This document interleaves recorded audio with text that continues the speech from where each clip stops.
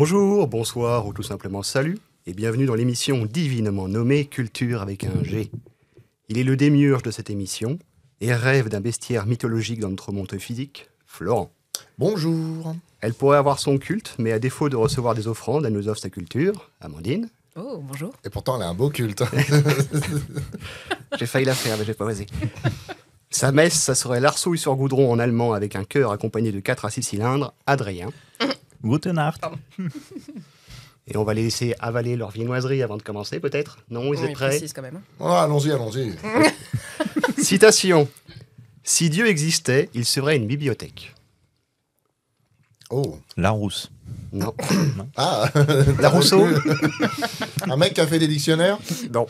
Ah, on peut le considérer comme un ordinateur vivant, mais il n'a pas fait de dictionnaire. Il était sémiologue en partie, entre autres. Sémiologue. Qu'est-ce que c'est, sémiologue? Oui, voilà, déjà, C'est oui. quelqu'un qui est spécialisé dans l'étude et l'interprétation des signes et des symboles. Ah ouais, d'accord. Mais il n'était pas que ça, il était beaucoup de choses. Il était écrivain aussi? Oui. Connu? Oui. On sait jamais, tu vois. C'est un Des fois, on est un peu surpris. écrivain français? Alors, il avait le gros délire d'écrire en français, même si ce n'était pas sa langue maternelle. Ah, ça veut dire que c'était approximatif? Ah non, c'était au contraire. Non, d'accord. C'était un scientifique aussi? Il était Ah bah, joueur. je trouve qu'en tant que sémiologue, je Ah crois bah, qu'il a c'est enseigné, sémiologue, mais je suis con. il n'est pas scientifique au sens sciences dures, plus sens humaine et sociale. Ah ah. Il est très connu pour Ouais. justement quelque chose en particulier. Bah pour certains de ses écrits, ouais. Et puis il est reconnu aussi pour... il a écrit entre autres un tout petit bouquin qui s'appelle Reconnaître le fascisme, qui a fait un peu référence puisqu'il a établi le principe de lourd-fascisme, qui sont les différents traits caractéristiques qui permettraient d'identifier comment un mouvement devient fascisant. Alors, c'est un Américain, du coup? Non, c'est un Italien. Ah, c'est un Italien? Alors, ça me parle pas du Mussolini? En même temps, il savait de quoi il parlait. Hein. On va tous les faire, un Berlusconi, du coup, non? tout. Je suis pas sûr qu'il ait écrit. Ouais, il touchait un peu à la science. Il était écrivain. Alors, à la science humaine et sociale. Berlusconi, pas Eco? je sais pas quelle science. C'est Eco. C'est Umberto Eco? Umberto Eco. Oh, bien joué. Qui avait bonne réponse de Florent. Oui, parce que si je me trompe pas, le pendule de Foucault et Au nom de la rose furent tous les deux écrits en français avant d'être écrits en Ah oui, italien. c'est vrai, tout à fait. Ce monsieur était un gros taré. Question suivante. Enfin, première question. À quoi est attribué l'adjectif chtonien et quel est son opposé? Pourquoi il me regarde comme ça? J'ai du bleu sur la truffe. Tu m'as regardé, je te regarde. J'essaye de trouver la réponse. À quoi est attribué l'adjectif chtonien? C-H-T-H-O-N-I-E-N. Il y a 2 H. Et quel est son opposé? Je vois Adrien qui réfléchit. Il y a la grosse veine en haut qui est en train de gonfler. Il va saigner du nez. Non, là, je me suis mis en veille, là. Doudou. Non, je le connais, il est constipé quand il fait ça. Et vraiment en 2 mots, en plus. Hein. Ah, merdez. Chthonique, est-ce que ça a un rapport avec la Terre, les mouvements Non. Enfin, si, c'est un rapport avec la Terre, justement. avec les mouvements géographiques? Mais c'est pas de la géologie. Parce que, en fait, je fais le rapprochement avec tectonique. Oui, bah oui, c'est ça aussi. Alors, en effet, le terme chton vient du grec terre. Mhm. Et c'est un rapport à la Terre, mais c'est pas les géologiques. C'est la Terre Du dans son milieu. ensemble ou c'est quelque chose qu'il y a sur la Terre? C'est ni géographique ni géologique. Et ce serait quelque chose qui serait rattaché à ce qui se trouverait dans la Terre ou sous la Terre. Dans la Terre ou sur la Terre? Ou sous la Terre. Mais c'est pas géologique. Mais c'est pas géologique ou Putain. géographique. Ça devient trop compliqué là. Alors attends, hein, c'est pas géologique, mais ça a un rapport C'est avec scientifique la Terre. C'est. Pas du tout. C'est spirituel? C'est C'est quelque chose spirituel, de... Spirituel au sens mythologique. Ah, donc ça avait un rapport avec l'enfer ou tous ces trucs? En gros, oui, presque. On est sur le chemin, il y a de l'idée. Ah, donc... T'as le petit bout du doigt dessus. Ah, mais c'est déjà pas mal. Continue à titiller. Attends, J'accepte. chthonique. Qu'est-ce qui pourrait être chtonien dans la mythologie grecque essentiellement? Les démons? Continuez. C'est tout le peuple de l'enfer. Alors, Tout ce qui vit en enfer, tout ce qui se Alors, trouve en enfer. c'est pas spécialement en enfer. À tes souhaits, le public. C'est ce qui appartient à l'intérieur de la terre, aux enfers, mais ça fait plus référence aux dieux qui vivraient ou qui seraient rattachés au domaine de la terre. Ah. Donc Hadès entre partant, Oui. parce que c'est le roi du domaine des enfers, Mhm. mais c'est aussi Déméter. Poséidon, non? Poséidon, non, parce que c'est plus rattaché à la mer, aux chevaux ou aux forces sismiques peut-être, mais il n'a pas tendance à être rattaché en tant que chtonien, mais parfois il peut être rattaché. Ah oui, d'accord, c'est Et- pas terre, T majuscule, c'est la terre... La terre, le oui, sol. d'accord, ok. Ouais, c'est un intérimaire, en fait. Et leur opposé, ça serait donc ça serait traditionnellement ce qu'on appelle les Ouraniens. Les dieux liés, qui vivent sur l'Olympe ou qui sont liés aux éléments des cieux. D'accord. Ouranien, sûrement dérivant de Ouranos, étant Entre un autres, dieu grec, c'est un un titan. des tout premiers. Uranus. Hein? Uranus, c'est un titan. Ah, oui, un titan, oui, c'est vrai. Question suivante. Quel est l'antonyme d'autochtone? C'est quoi un antonyme C'est un opposé. Ah, bah voilà. Avec tone, la terre, toujours dedans. Qu'est-ce qu'un autochtone? Un autochtone, c'est quelqu'un qui vit quelque part. Enfin, c'est. Quelqu'un qui vit quelque part, oui, c'est Mais oui, non, mais je veux dire, un mec qui vit à la Garenne-Beson, c'est un autochtone de la Garenne-Beson. Voilà, c'est un bel exemple. Voilà, par exemple. Nous saluons les habitants de la Garenne Besan qui nous écoutent. Voilà, Et Maubeuge, ils sont les nombreux. autochtones de Maubeuge. On est à Appelez-nous Paris, et il y a on les vous a autochtones une de montre Paris. RTL. Donc c'est un, je sais pas, un clandestin ou non, c'est pas un clandestin, mais en fait c'est quelqu'un qui vit pas là, mais qui se ramène. Alors, c'est quelqu'un qui vit, mais qui n'est pas né sur place. Un étranger. Un étranger, oui. Ouais. Qui vient de voler notre travail. Quelqu'un d'ailleurs. N'est-ce pas? Un autochtone, c'est celui qui est censé n'être pas venu. Pardon.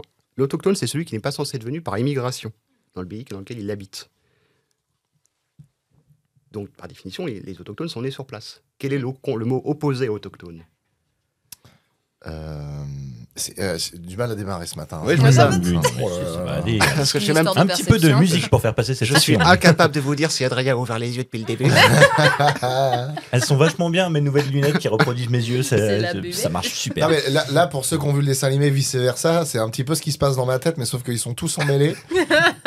Ils sont tous les uns sur les autres. C'est Ils une ont mêlée encore de les rugby, croûtes dans là. les yeux. Ouais, c'est ça. Ouais. Ils voient rien. Du collier, T'as du des collier. croûtes dans les yeux, toi Moi, Un jamais. autochtone, et l'inverse de l'autochtone, c'est un déporté. Je sais pas. Attends. Et- Non, mais c'est la terminologie qu'on n'a pas. Ouais. C'est un terme qui vient à l'origine de la géologie. Même le locale. débutologie, Ah, hein, mais parce que. c'est quand même malheureux. C'est quand même malheureux de pas pouvoir dire l'antonyme d'un autochtone, mais de me sortir terminologie quand même. C'est fou. Il est si joli ce mot. Ah bah mince. Comment on dit déjà? Déjà, il y a Ctone dedans ou Il y a pas Ctone dedans. Ok, donc déjà, on a une partie du mot. T'as 50%. Un extractstone Un Rolling Stone? Oh, joli J'aime. Il arrive en roulant en voiture en général. Donc, autochtone. Ça commence par un Qui D. roule, la masse Non. mousse.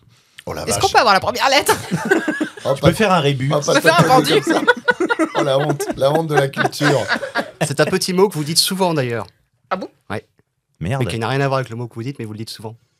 Quand vous prenez votre téléphone et que vous le décrochez, vous dites Allô? Allô. Alloctone? Alloctone. Ah ouais, oula. Alors là, Heureusement que tu l'as dit. C'est un terme qui vient de la géologie, mais qu'on trouve depuis une vingtaine d'années, voire même un peu plus davantage dans les sciences sociales, qui désigne quelqu'un qui n'est originaire d'un autre pays que celui qui l'habite.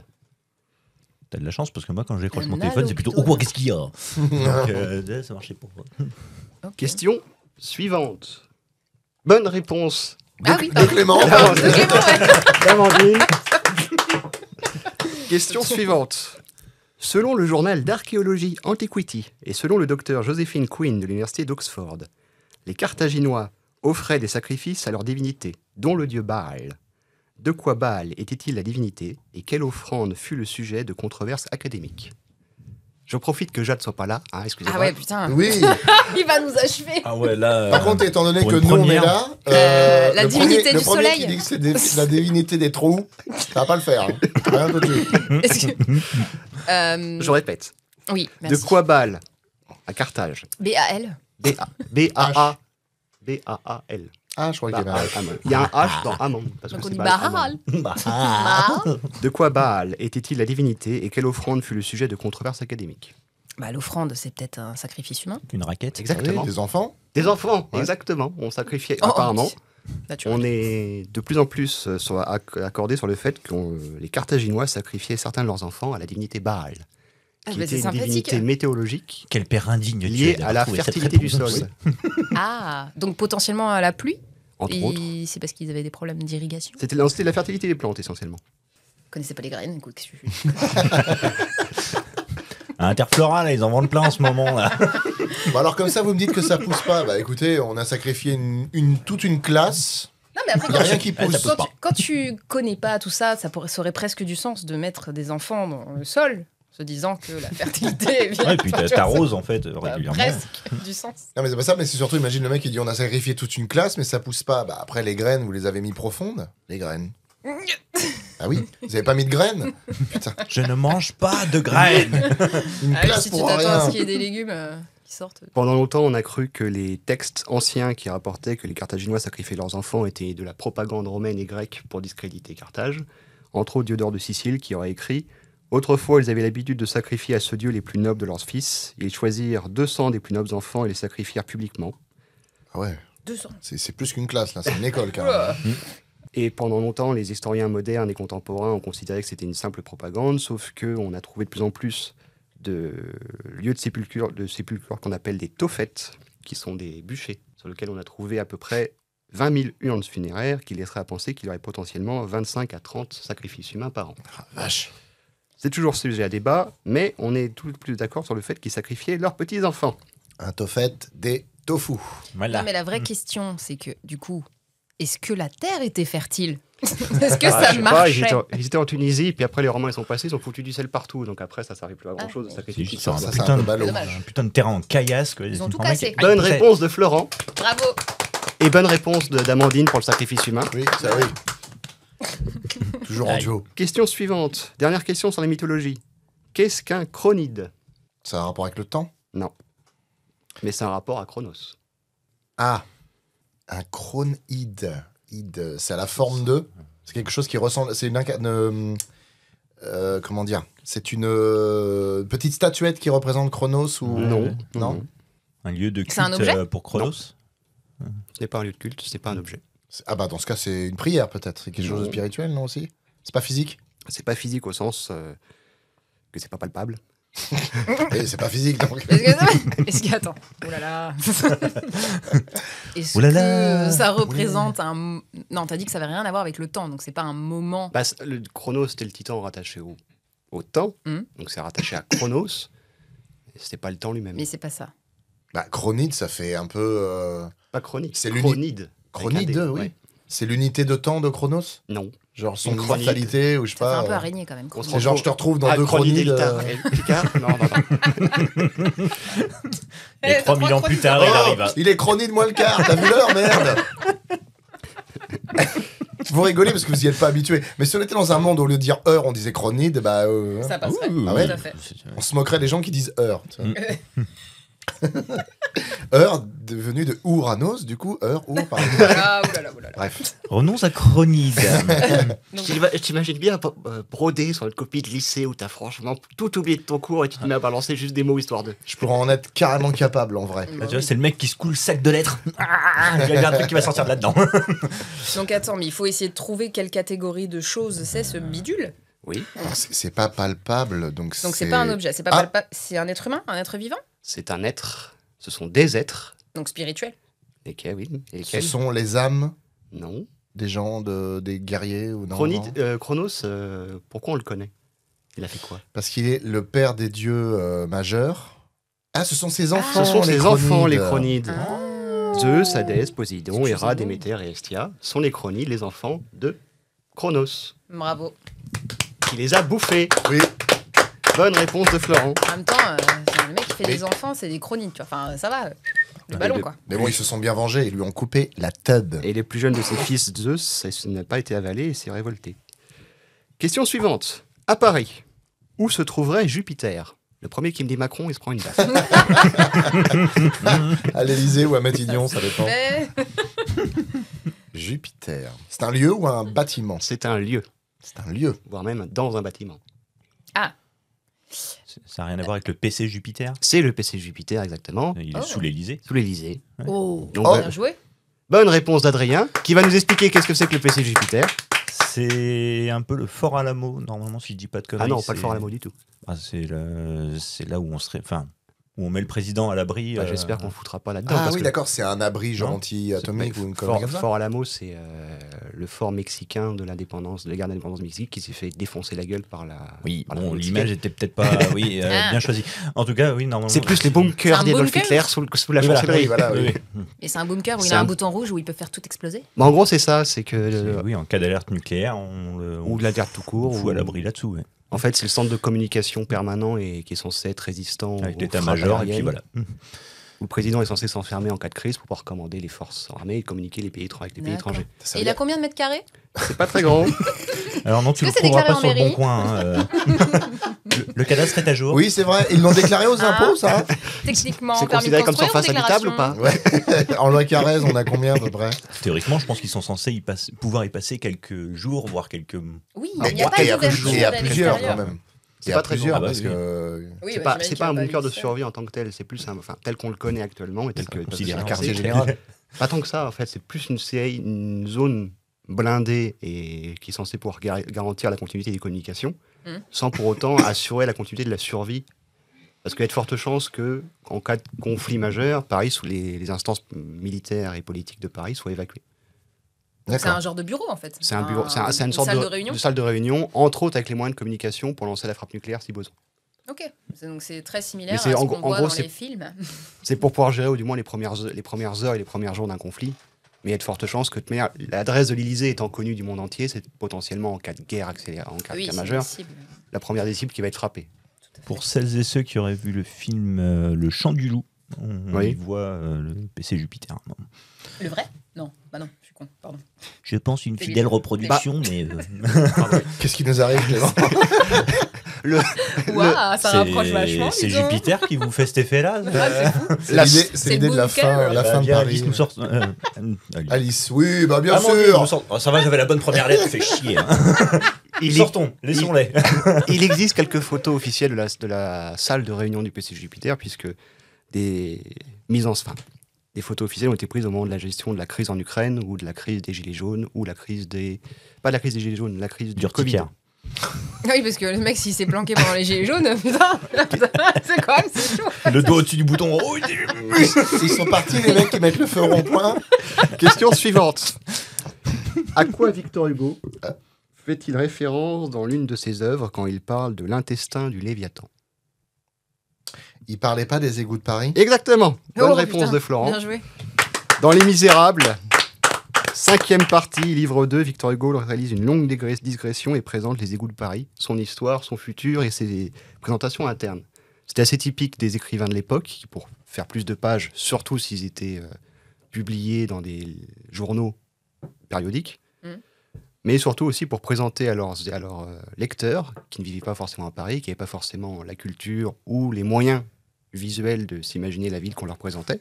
Un peu ce comme faisait Alexandre Dumas quand il présente les quartiers un peu surélevés de Marseille, pour peindre le décor. Aujourd'hui, on a un peu tendance à imaginer plus facilement ce que c'est que Los Angeles, ce que c'est que Marseille, ce que c'est que Paris.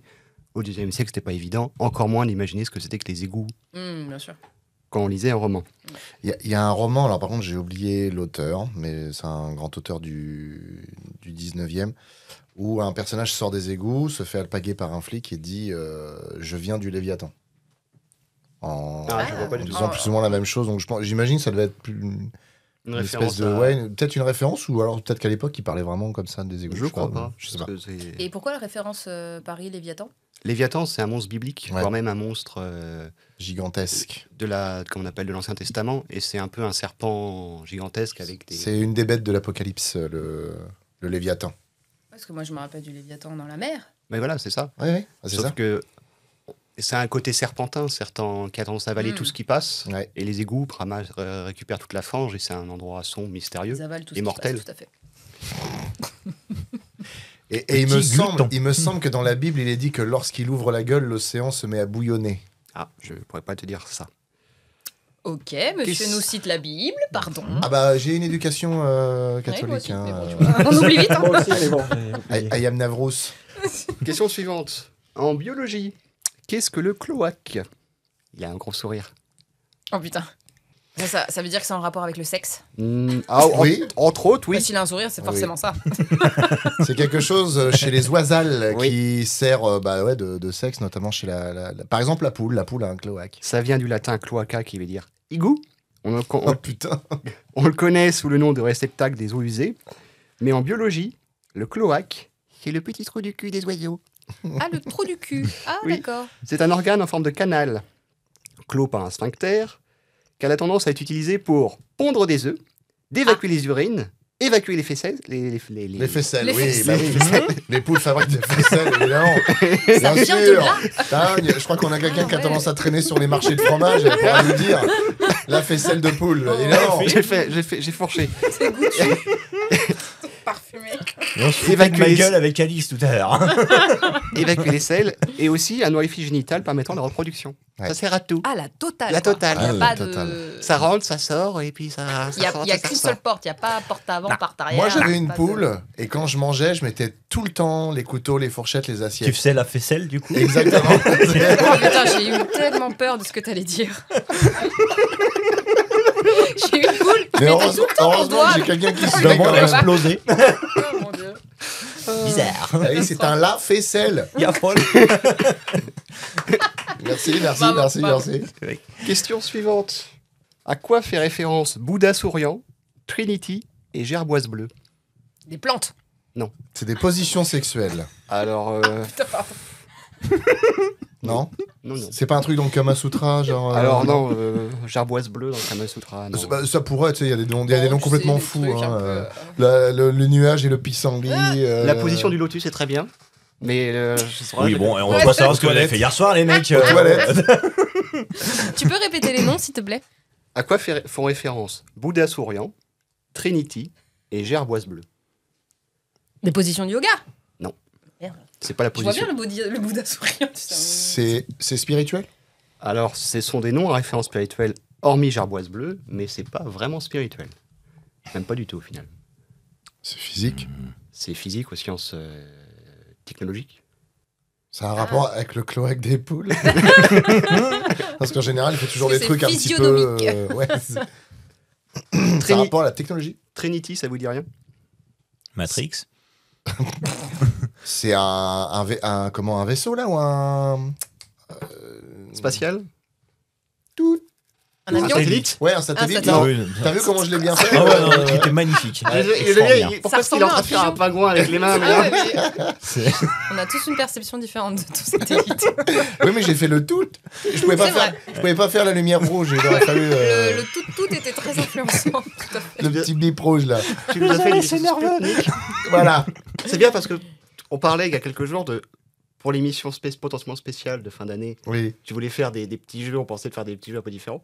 Oui, oui, le mime, le bien petit sûr. Chanori, oui, Comment ça ça, va des être marrant. petits Et hein. jeux alors, Florent, Ah ouais, tu vois que parfois ça sert de faire des bruitages. Tu te fous tout le temps de ma gueule. C'est vrai. Non, non, non, non. Mais ça sert, tu vois.